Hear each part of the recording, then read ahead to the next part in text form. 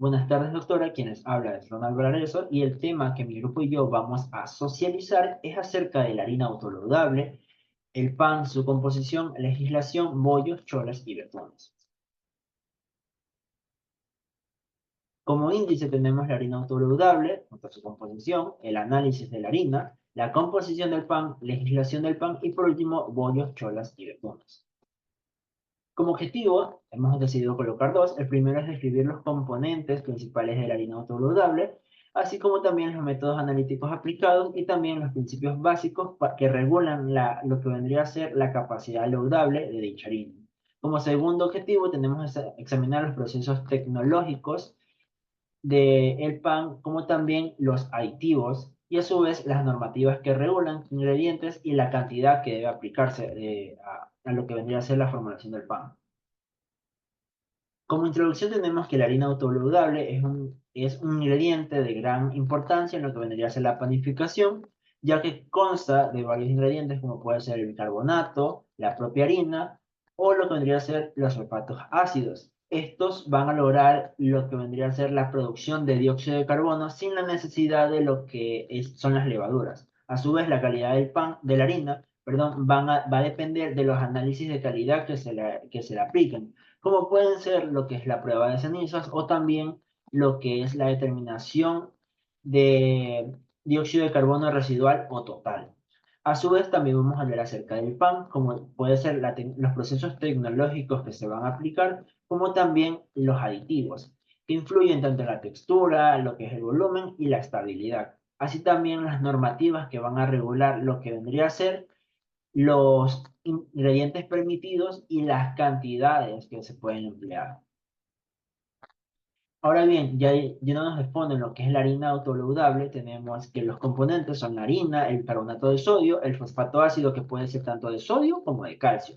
A su vez, en lo que es la harina autoludable puede estar conformada por cualquier tipo de harina bajo la denominación correcta y a su vez tanto la harina autoludable como el pan deben tener aproximadamente 0,40% de dióxido de carbono. Y esto se va a realizar mediante diferentes procedimientos analíticos específicos.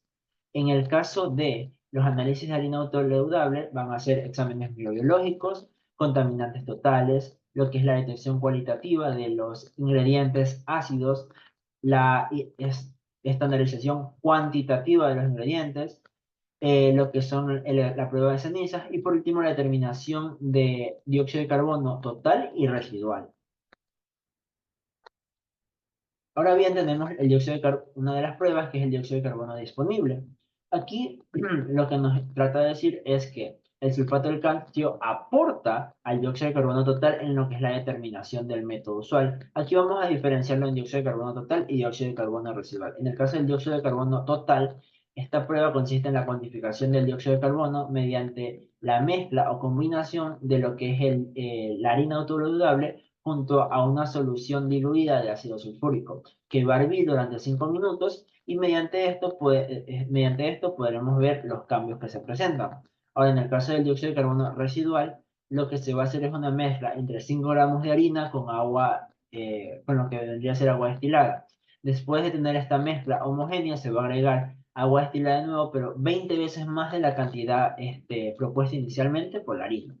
Esta mezcla se la va a llevar a calentar a baño María por 30 minutos. Los primeros 5 minutos se van a mezclar vigorosamente y después cada 5 minutos se va a seguir moviendo o mezclando constantemente.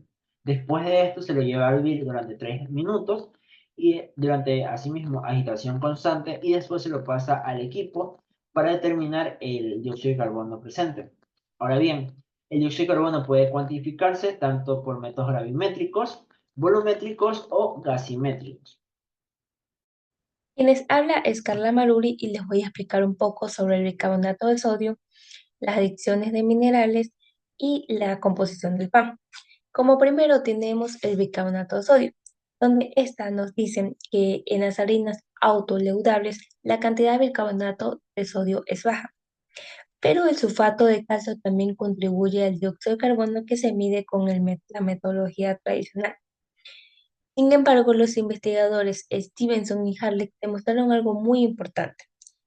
Ellos nos dicen que cuando se le agrega a la harina autoleudable una solución diluida de pirofosfato de ácido de sodio, también llamada ASP por sus siglas en inglés. El dióxido de carbono que se libera proveniente solamente del bicarbonato de sodio y no del carbonato de calcio. Esto permite separar lo que es el dióxido de carbono que produce cada compuesto. A continuación tenemos lo que es la metodología, que esta se le realiza de la siguiente manera. En primer lugar tenemos lo que es, se pesan los 17 gramos de harinas autoledudables y se la coloca en una matraz de aparato gasométrico de chip. La bureta se la debe ajustar hasta cero. Luego se le agregan lo que son los 45 mililitros de ASP al 2,5%.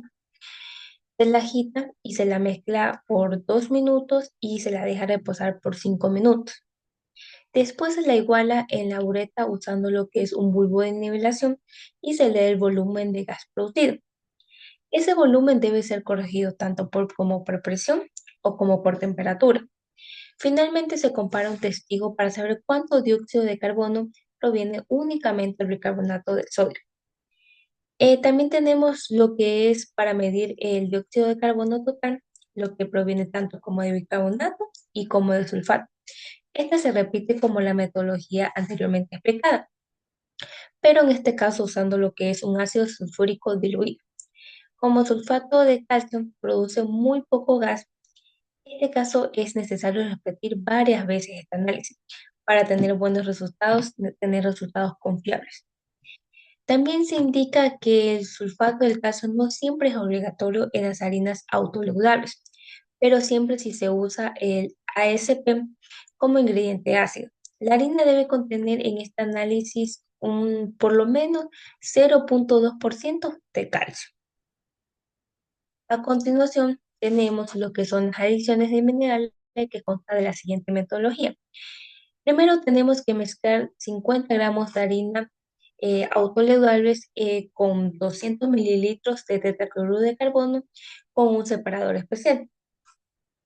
Luego debemos separar, dejar reposar la mezcla donde vemos que la harina flota y los otros ingredientes ácidos se quedan en la parte de abajo o en el fondo.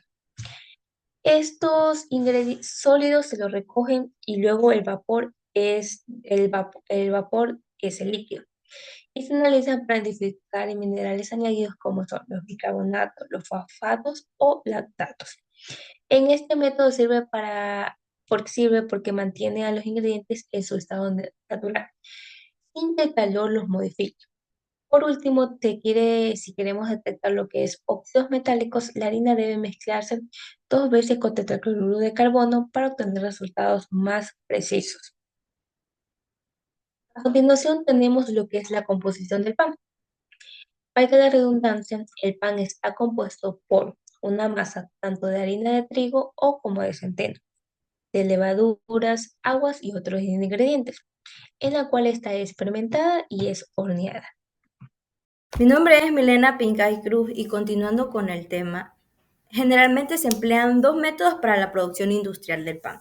El primero es el método continuo de Shirley-Wood y el segundo es el proceso de desarrollo de la masa activada. Ahora, ¿en qué consiste el primer método? Pues este se basa en trabajar la masa mediante un manejo o un proceso mecánico, en donde se busca emplear la oxidación química acelerada utilizando el ácido ascórbico e incorporando grasa y un extra de agua. Cabe mencionar que para este método se suele omitir la fase de prefermentación, pero sí se suele incorporar una cantidad elevada de levadura añadida. Ahora, respecto al proceso de desarrollo de la masa activada, este se puede decir que es el resultado de agregar clorhidrato de L-cisteína a la lista de mejoradores permitidos. Este método suele aprovechar la mayoría de los beneficios que genera el proceso de Chorley-Wood.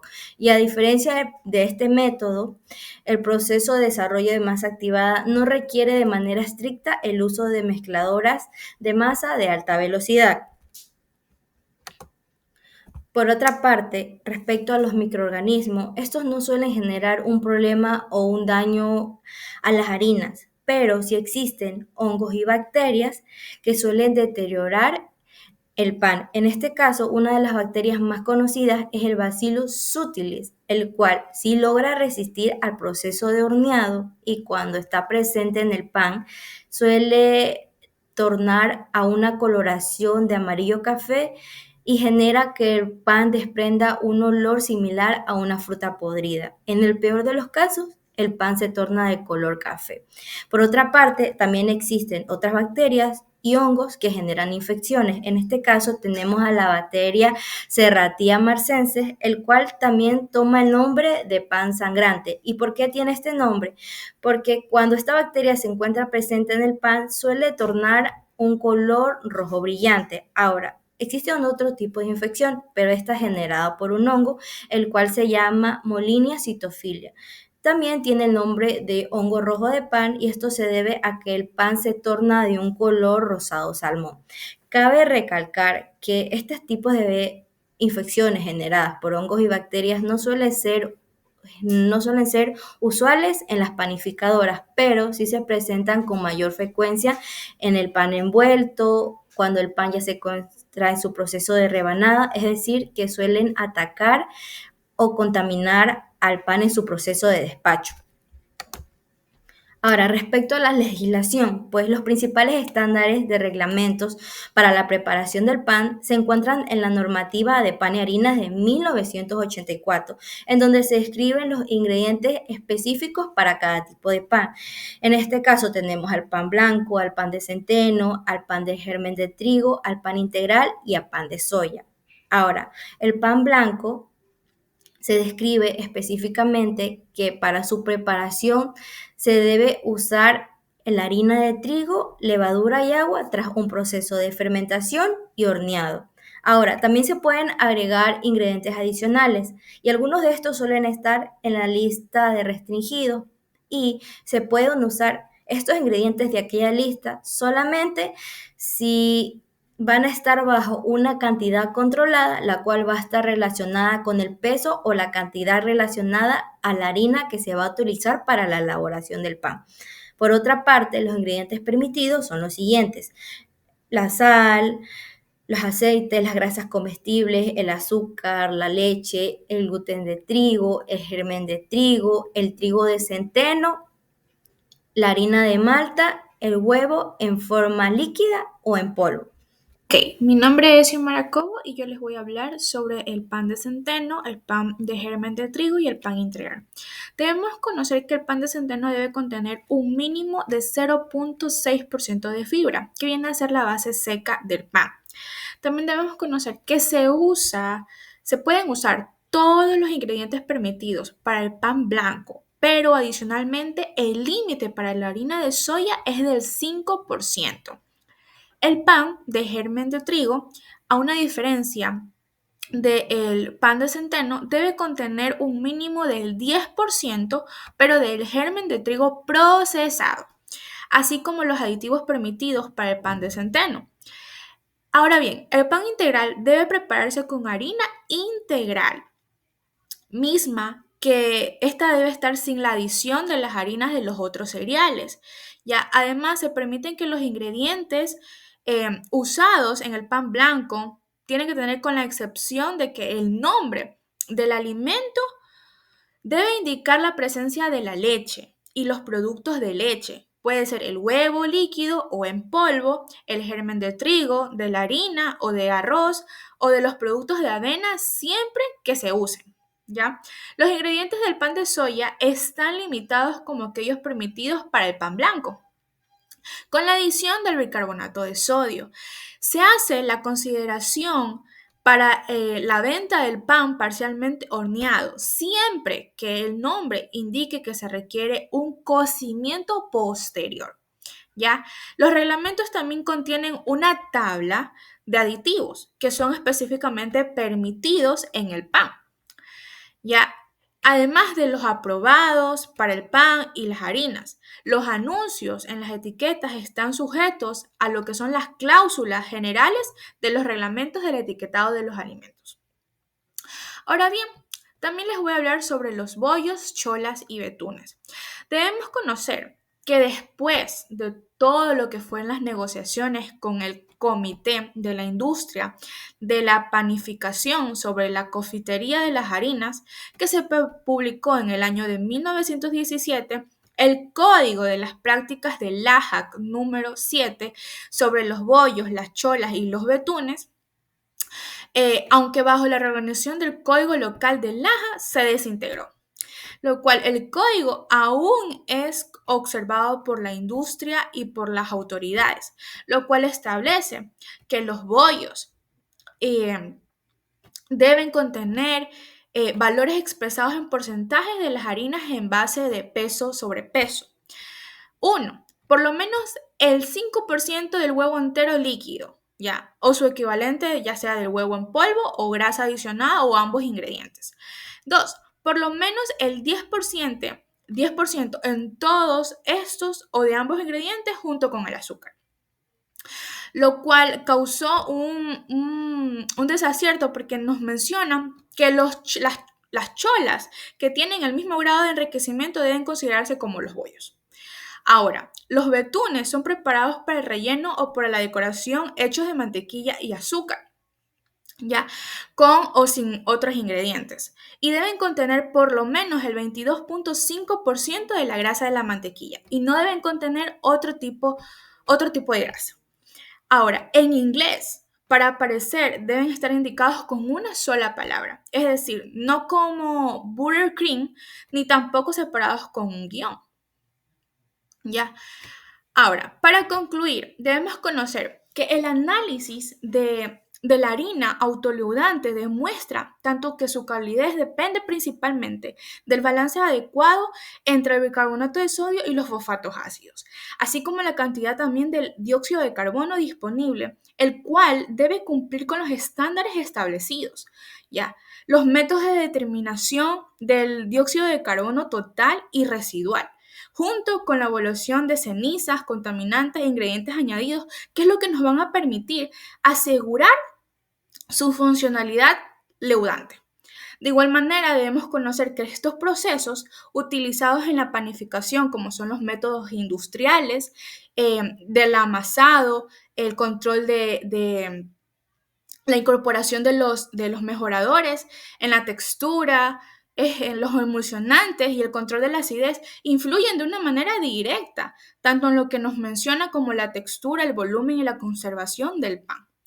Finalmente, podemos decir que las normativas y los reglamentos vigentes garantizan que tanto la harina autoleudante como los diferentes tipos de pan cumplen con los criterios de inocuidad y calidad, lo que nos hace reafirmar a la importancia de la tecnología y el control analítico en la industria panadera. Gracias.